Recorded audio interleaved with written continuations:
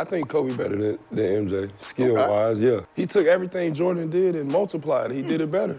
So, It had more, it added success to it. What did he do that MJ didn't do? He had a fadeaway drive, pump fake, this way. He enhanced the perimeter skill set. Kobe's mentality or LeBron's basketball IQ? That's a closer one. I'm gonna tell you, I would take Kobe's mentality. Okay. The reason why is because I would be successful in life, period. Whether it be basketball or somewhere else, I'm gonna be good. If I was in my prime, who would I want to play one-on-one? Start off with Jerry West, Elgin Baylor, Kobe Bryant in his prime, LeBron in his prime, D-Wade in his prime, Melo. I don't think I lose. Other than Kobe Bryant because he steals off. When the game's on the line and death is staring you in the face, only one of these three would smile back. They call it a debate. I call it a massacre, because when Matt Barnes faked the ball in Kobe Bryant's face, the Black Mamba didn't even blink. When the moment arrived, when death knocked on the door, Kobe answered with bloodshot eyes and said, "I've been waiting for you." You said that Kobe talked intelligent trash. Explain. So we were playing, it's like a 2-on-1 break, and Karan fouls, stops the break. Kobe comes over. So we're all like, yo, good, you saved 2 points. So Kobe walks over to him and says, "Hey, who are you guarding?" "Oh, you." "How many fouls you got?" "I got 1. "So you only got 5 left?" "Yeah." "Well, you need all 6 fouls to guard me. And you just wasted 1 on him." Stupid. And you had to think about it like, God, he's right. And that's the stuff he said. He makes you think about the things you did. You might as well just let the 2 points go, because you sitting on the bench, I'm going to get 10, 12 points because you're on the bench because that 1 foul. Matt Barnes himself said it.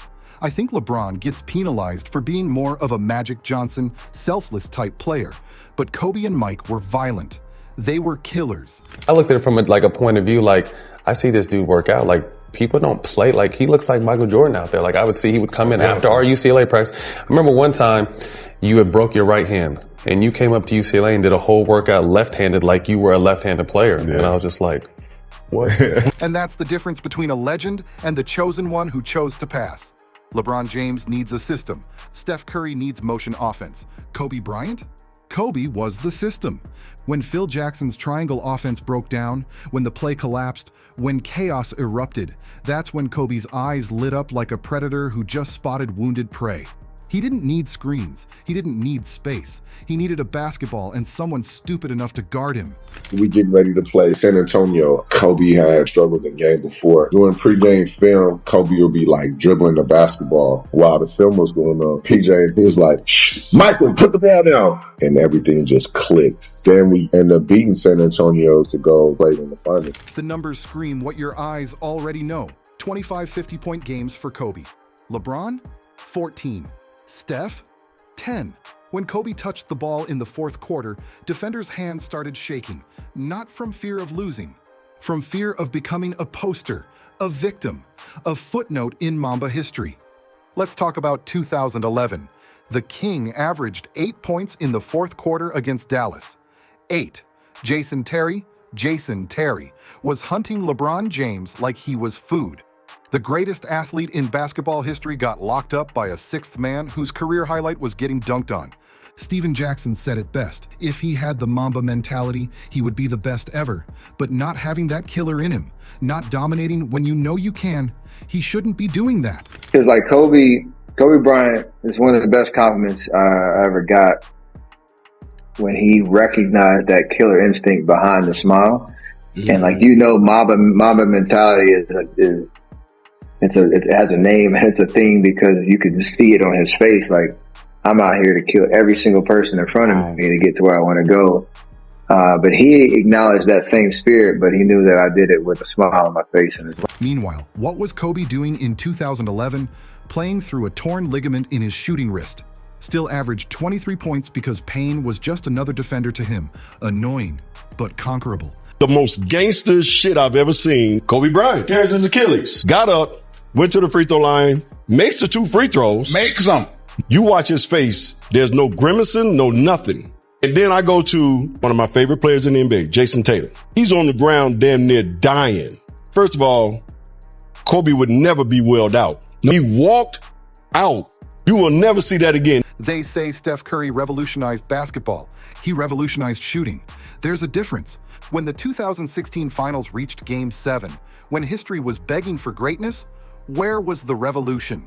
Behind the back passes that went out of bounds, pull-up threes that clanked iron. The greatest shooter ever shot 6 for 19 when immortality was 1 game away. Compare that to Kobe in 2010 Game 7 against Boston. Shot 6 for 24? Yes, but grabbed 15 rebounds like his life depended on it. Found other ways to kill you. Because assassins don't need perfect aim. They just need the will to pull the trigger until the target stops breathing. What was it like seeing that last game?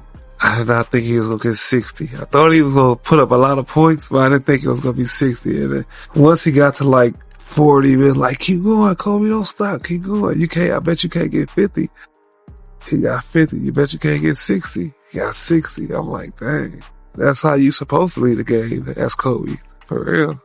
He cried a little bit in the locker room. Oh, he did? Yeah. Then we like celebrated. Everybody had poured champagne on him and all that. It was sad, cause it's like, it's Kobe Bryant, Even Gilbert Arenas said it. Steph's greatness can be learned. Kobe's killer instinct? You're either born with it or you die without it. Kobe Bryant had to do a bunch of moves. Counters. The reason niggas like us didn't have counters, because our first move couldn't be stopped. No, whoa, I let you talk. My first move against Kobe, lunch meat. I didn't have no counters because you couldn't stop the first move because I was faster than you. Kobe had to do moves because Kobe wasn't physically gifted enough to get by the person the first time. He wasn't physically gifted. Whoa. Walk out. So what does he need a second or third move for? Why do you need 2, 3? Jordan just had a 1-2 pull-up. The reason the 1-2 pull-up, they couldn't stop the 1-2. What the fuck do I need a counter for if you can't stop this one? If you cannot stop, right? Boom, you can't stop that. What the fuck do I need to do this shit for? I only do that. Here's what they won't tell you in the documentaries. LeBron James has played with Dwyane Wade, Finals MVP, 3-time champion. Chris Bosh, 11-time All-Star. Kyrie Irving hit the shot that saved LeBron's legacy.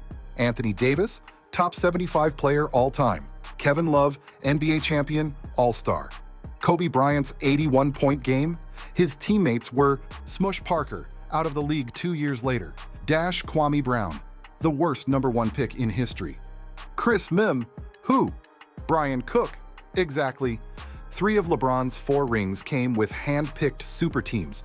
Kobe dropped 81 with guys who couldn't start in the G League today. And when Kobe finally got Pau Gasol 1 All-Star, he went to 3 straight finals and won 2. No super team, no collusion, just violence.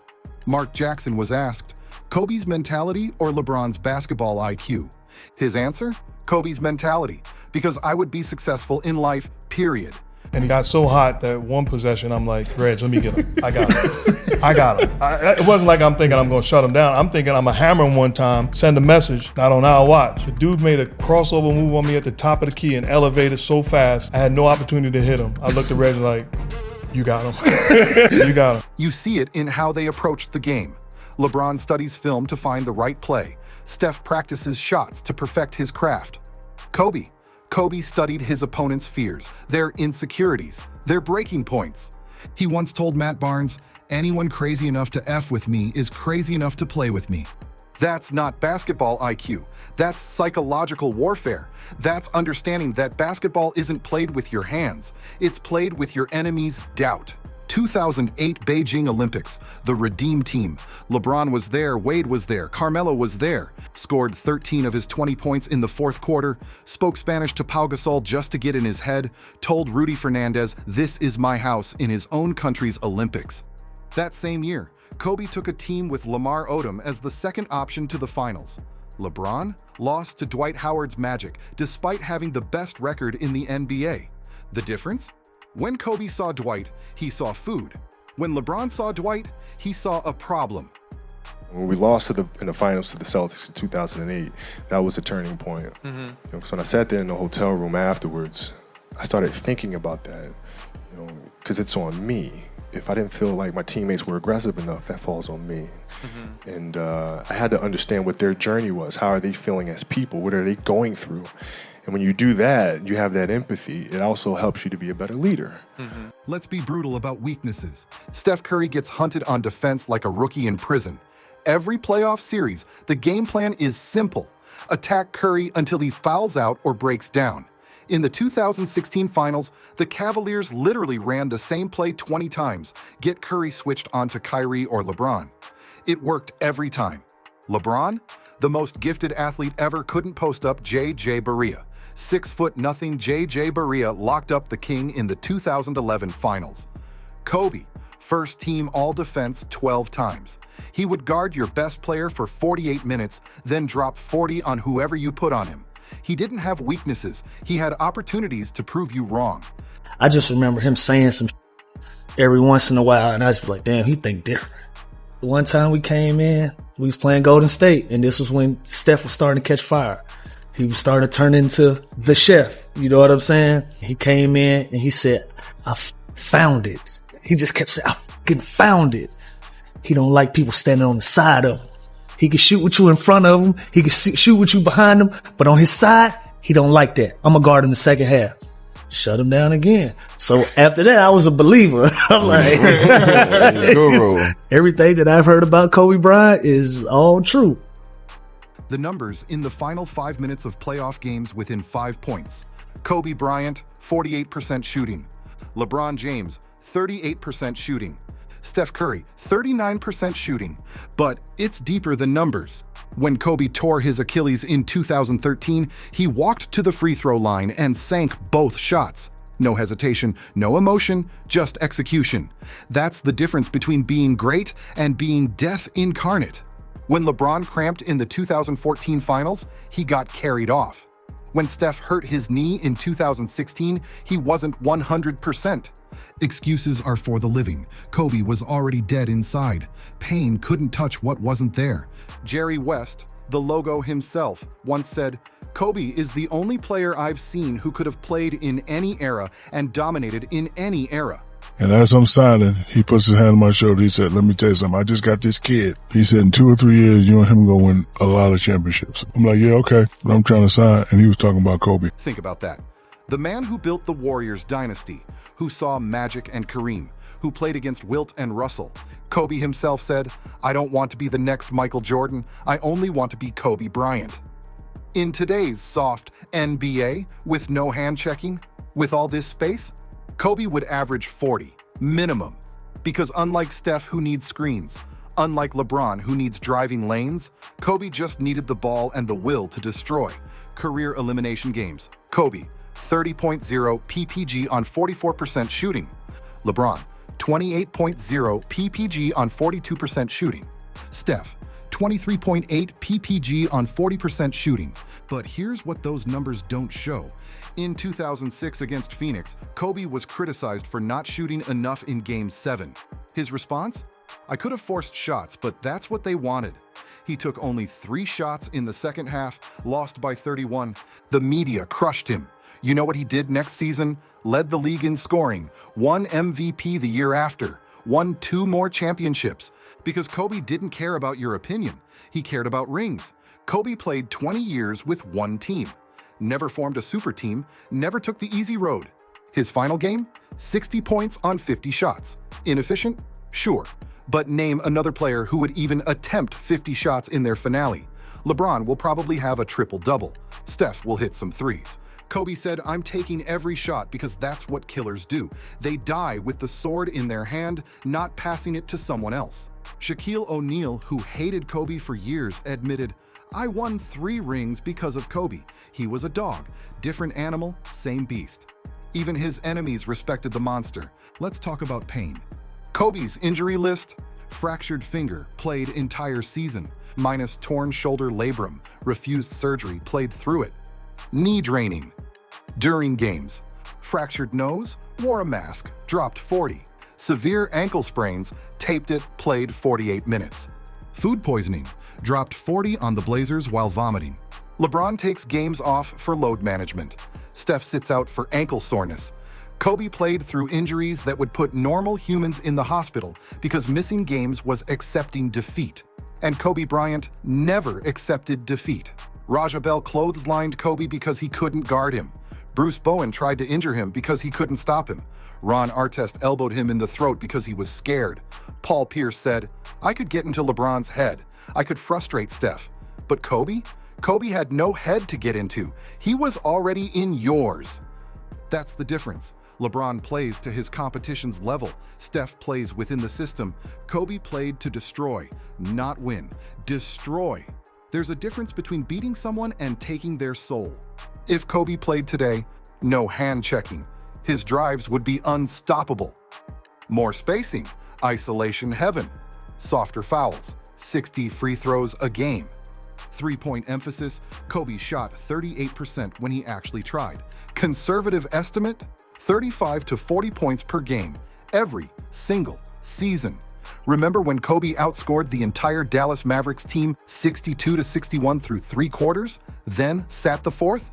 That's what happens when you remove limitations from someone who never had any internally. In today's NBA, Kobe wouldn't average 50. He'd average whatever he wanted, because scoring was just a decision to him. Steph Curry changed how we play basketball. LeBron James changed how we build teams. Kobe Bryant changed how we define greatness. One is revolution. One is evolution. One is revelation. When Matt Barnes said Kobe had that dog and LeBron and Steph never did, he wasn't talking about skill. He was talking about the willingness to die on that court. Not metaphorically, literally. Kobe once said, "I'd rather die than not be great." LeBron wants to play with his son. Steph wants to have fun. Kobe wanted blood. When Kobe died, the entire NBA wore his number. When Kobe died, players who hated him cried. When Kobe died, basketball stopped. Not because we lost a player, because we lost the last gladiator, the last player who would rather die than lose, the last player who understood that basketball isn't entertainment, it's war. Watch LeBron at Kobe's memorial, watch Steph. They're not crying for a competitor. They're crying because they know, deep down, in places they won't admit, they could never be him. They could never want it that much. They could never sacrifice that much. They could never hate losing that much. So here's the question that ends all debates. Game 7, NBA Finals. Down 2, 3 seconds left. No timeouts. Your daughter's life depends on this shot. Who do you want taking it? The king who might make the right play? The chef who might get contested? Or the black mamba who would die before he missed? You already know the answer. Your heart knows the answer. Because when death comes knocking, you don't want efficiency. You don't want analytics. You want the one man who would look death in the eye and say, "I've been waiting for you, and you're late." Heroes come and go, but legends die with the ball in their hands. Mamba forever,